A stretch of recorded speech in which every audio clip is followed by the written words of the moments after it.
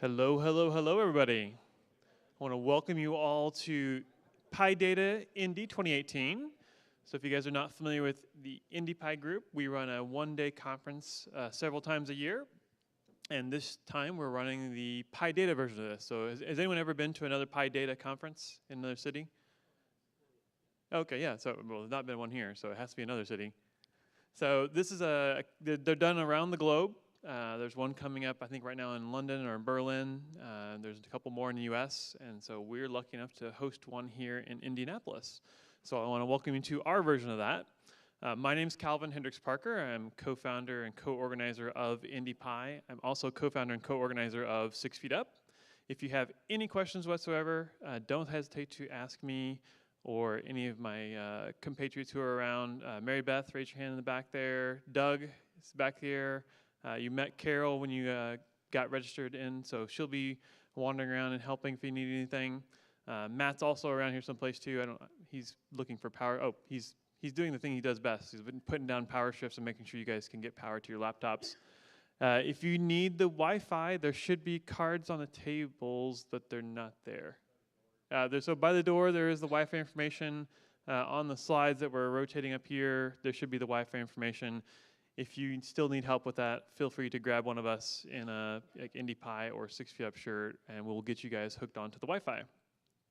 If you need restrooms, there are restrooms just over here to your left through that door, and there's a couple sets of restrooms there. There are also more restrooms out in the main general area of Launch Fishers. So if you need that, that's where those are at. There is bottled water and coffee and tea and things and donuts. So if you guys came in late, feel free to grab some more of that food. I think there's plenty of donuts and things left. And there's also, like I said, coffee. We have for questions. So today there'll be numerous awesome sessions. I'm looking forward to it. But we'll be using Slido to ask questions because that's easier, so that way the presenter can just read the question from the Slido screen over here. If you guys are not familiar with it, you just go to slido.com, put in the hashtag PyData Indy, and that will take you into an area where you can ask questions of the speakers. We will also put up a poll throughout the day. We've got a couple questions we want to ask all the attendees, and so Slido allows us to grab that feedback very easily. It also makes sure that we capture the questions and that they get recorded onto the recording. So all the recordings from today's proceedings will also be online shortly after this conference. And the hashtag, so if you guys are on Twitter, we'll be using PyData Indy hashtag. You can also tweet at IndyPy, and one of us will receive it and help you out if you need help over Twitter. If you don't feel like doing the face-to-face type thing and really like doing the social media interaction, we can definitely accommodate you, no problem. We have a big agenda today. We have got lots of stuff going on. And then so after we're done here today, so I think we end up around 5:15. Well, for 5 o'clock we'll have some closing remarks. We will have a post-conference social over at the 6 Feet Up offices. So we are just literally right around the corner. We will tweet out from IndyPy where to find us. We're not hard to find, but we're on the same business park here as Launch Fishers. So we'll have a post-conference networking social over at our office space. We have a little bar in the office itself, so you guys can come check it out and hang out with us. It's a lot of fun. Big agenda today, like I said, numerous speakers. We will have a couple 15-minute breaks, and then we will break at noon for lunch. So there'll be a break at 10:45, a break at noon for lunch, and a break at 2:45. During lunch, if you guys are interested, we did bring the 6 Feet Up Galaga machine. So if you guys saw us at PyCon, we brought a Galaga machine so we can see who gets on the leaderboard over there. I think the high score right now is only around 54,000, so that shouldn't be too hard for you guys to beat. The high score at PyCon was about 208,000, so good luck getting to that one. I have not gotten anywhere near that yet. Any other logistical things? I think we're good on that. I do want to mention some of our sponsors. We have a title sponsor with Kinney Group.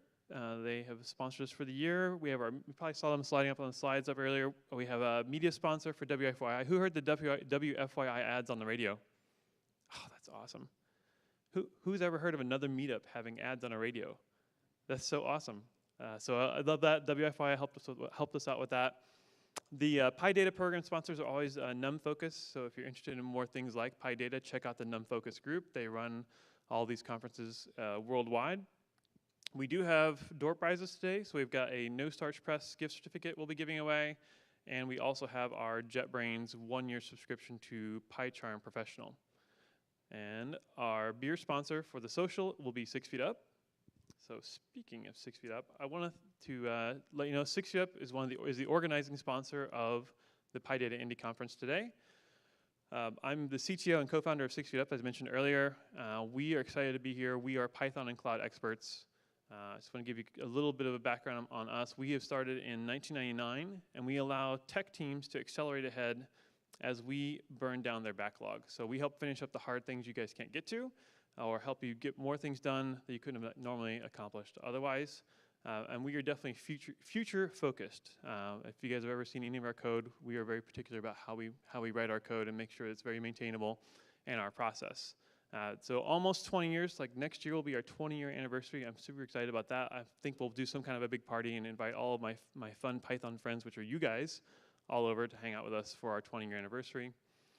And we work at a lot of places. We work in higher ed, we work in life sciences, we work in finance, we do transportation. Some of our clients include small organizations like NASA or UCLA, Purdue, Notre Dame, Capital One. And we also organize IndyPy and Indy AWS. So if you guys are familiar with the Amazon Web Services, you may have heard of them. We organize the local meetup group here in town for that. I'll give some more announcements with that. But we do have a meetup on the third Tuesdays for AWS. If you guys are not familiar with IndyPy, that's what I got for you next. So IndyPy is here. Who in here has either been to an IndyPy or Indy AWS event? Okay, so we have some folks who have not actually come to one of our events. So every second Tuesday is IndyPy. And we are here to help grow Python usage in the Midwest through trainings and via connecting other Pythonistas. So we've been doing this now for almost 12 years. We started in 2007. And we're happy to announce we're probably the largest tech meetup in Indiana. We have almost 1,450 members, which we just inched past the JavaScript folks a few weeks ago. So I'm pretty excited about that news. Python is definitely kicking butt here. Next month in November, we have the Movember edition of IndyPy called MoPy. So if you guys have done the Movember challenge in the past to raise awareness for men's health, IndyPy has put together a Movember team. So if you go to the Movember site, you can sign up for being on the IndyPy team. You know, figured it'd be fun to do a little themed session on Movember for MoPy. And we're going to also have in January, who came to last January's event where we did Startup Row? So only a couple. So this is pretty exciting. In a run-up to PyCon, which is the big Python conference, we will have a pitch competition for, there are 5 slots on the expo hall floor that the Startup Row organization gives away to winners of these pitch competitions. So Startup Row will be coming to Indianapolis in January, and we'll be able to actually have the pitch competition, and we will vote on who gets one of those slots at the PyCon expo hall floor. Those are pretty awesome slots because they have raised, over the past 6 or 7 years that they have been doing that, there have been over $700 million in venture capital going to those Startup Row organizations. So them getting someone getting a spot on that expo hall floor has a big opportunity to get a lot of exposure. So come check it out. That'll be January's edition. And then in February, we're going to do a Share the Love of Python event for in honor of Valentine's Day. So that should be a lot of fun. Yeah, so who's actually been to one of our Pythology events in the past? I see some familiar faces for that. Welcome back. Thank you guys for all coming. I want to thank you guys. I'm going to actually grab a little water here too.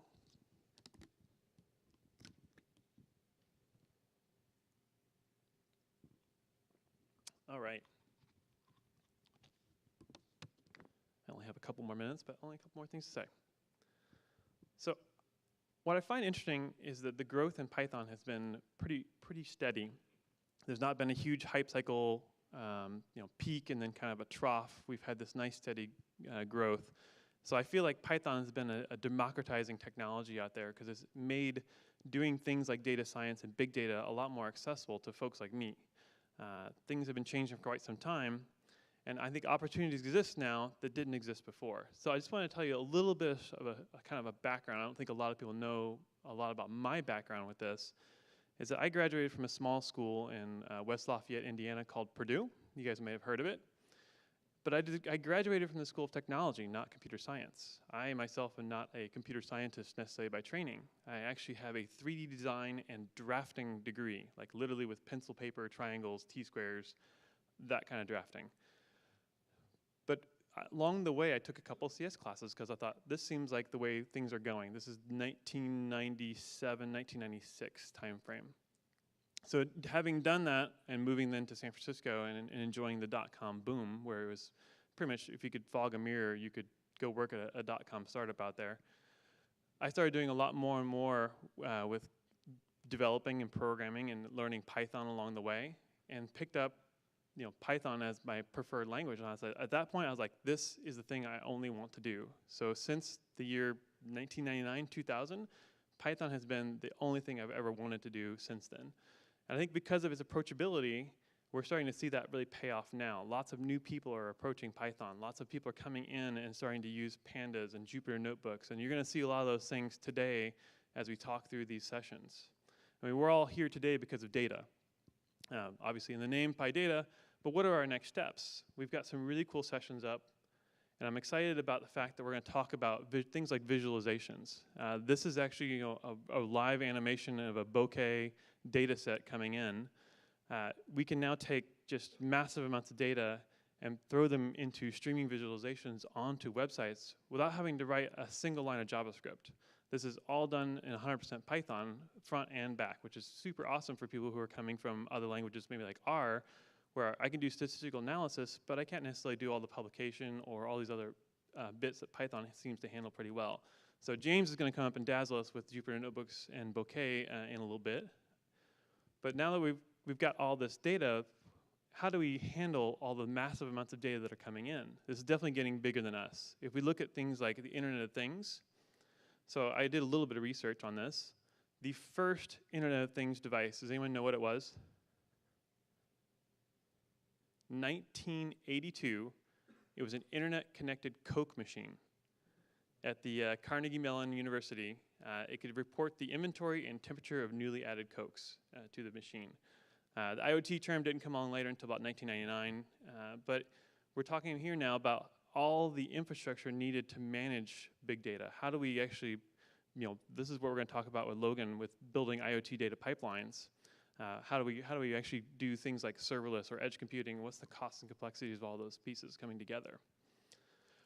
And then we're going to take that next level and how do machines interpret the data and the text coming at us? So AJ is going to talk to us about natural language processing.